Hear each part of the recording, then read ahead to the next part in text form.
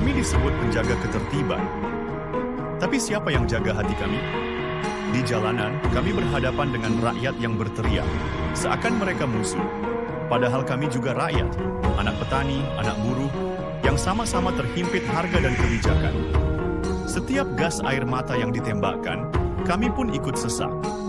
Setiap benturan, hati kami juga retak. Kerusuhan ini bukan hanya milik mereka yang demo, tapi juga milik kami yang dipaksa melawan saudara sendiri. Yang lebih rusuh mungkin bukan jalanan, tapi sistem. Sistem yang membuat aparat dan rakyat tak pernah benar-benar duduk di meja yang sama.